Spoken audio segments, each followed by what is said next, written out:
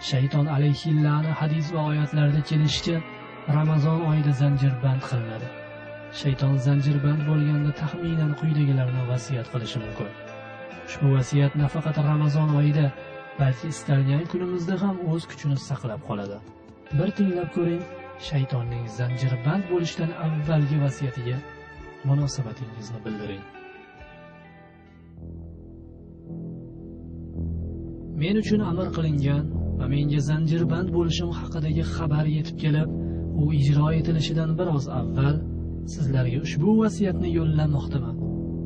Men sizlar bilan yil davomida birga qolganimga qaramay, oldimizdagi 30 kun mobaynida sizlardan uzoqda bo'laman.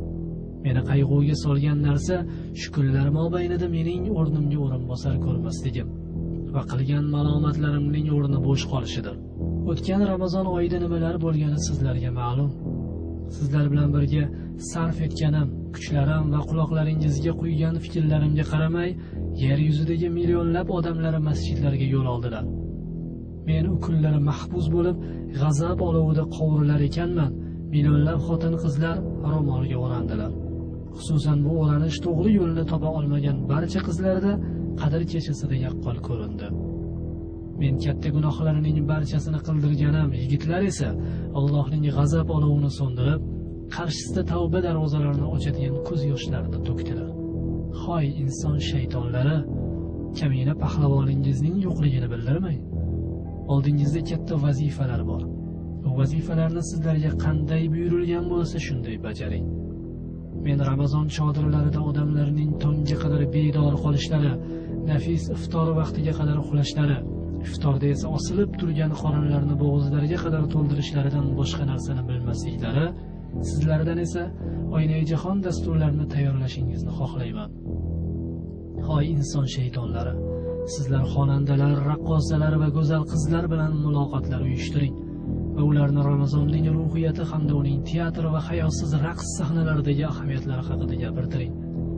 Biz katta-yu kichik barchaning kundalik seriallar, haftalik filmlar va yarim oyda bir qo'yiladigan fitnaviy teatrlar haqida gapirishlarini xohlaymiz.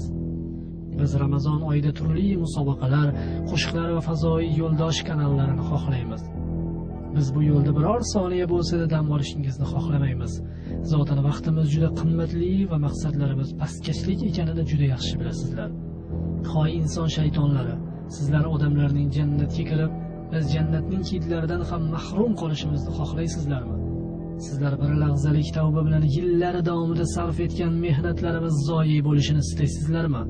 Axir men sizlarni ulardan biri qadr kechasining savobiga erishsa, o'tgan va kelgusi barcha gunohlari kechirilishidan ogohlantirmadimmi?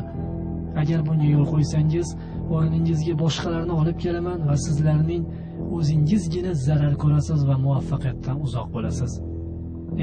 Sizlar jahannam va jahannam tubida mangu qoladigan bandalarni, zaqqum daraxtini va saqar, do'zax maftunlarini xohlamaysizlarmi?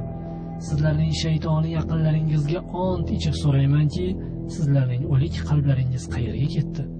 Hoy go'zal qiz, sen erkaklarning xushini oladigan katta kuchsan. Sening islom ummati ichida katta vazifang bor. Senda barcha savollarning javobi mavjud. Men orzularimni senga bog'laganman.